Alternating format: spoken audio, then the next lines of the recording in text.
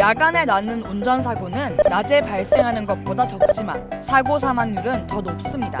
다시 말해 주간보다 야간이 사고는 덜 일어나도 더 심각할 수 있다는 건데요. 마주오는 차의 전조등 불빛 때문에 보행자가 보이지 않는 현상을 겪기도 하고, 조명이 약한 도로에서 운전자는 차의 전조등이 비추는 곳만 볼 수 있어 시야의 범위가 좁아지기 때문에 도로 위의 물체나 보행자를 인지하는 시간이 좀 걸려 사고가 나기도 합니다.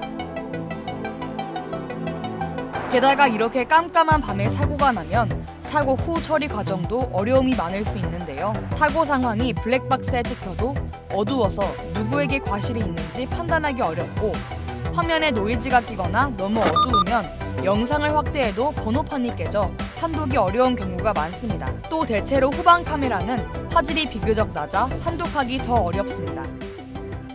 이러다 보니 사고가 나면 직접 입으로 번호판을 읽어 블랙박스의 음성을 녹음해야 한다는 팁이 공유되거나, 포토샵이나 판독 프로그램으로 직접 번호판을 판독하거나 사람들에게 번호판 판독을 부탁하는 경우가 많습니다. 올해 1월에 야간 사고가 있었는데 가해 차량의 라이트로 인해 번호판이 식별이 아예 불가능했어요. 후방 카메라는 화질이 더 떨어지거든요. 제가 어떻게든 보려고 이제 포토샵으로도 색감 같은 게 변화를 주면서 잡으려고 해도 아예 보이지가 않았어요.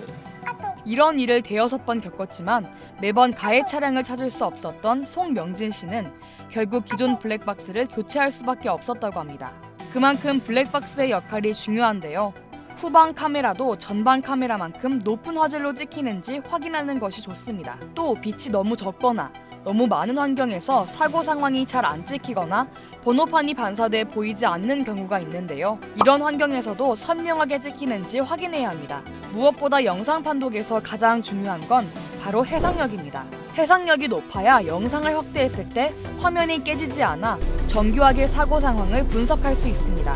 물론 가장 중요한 건 이렇게 블랙박스를 분석할 일이 없도록 노력해야 할 텐데요.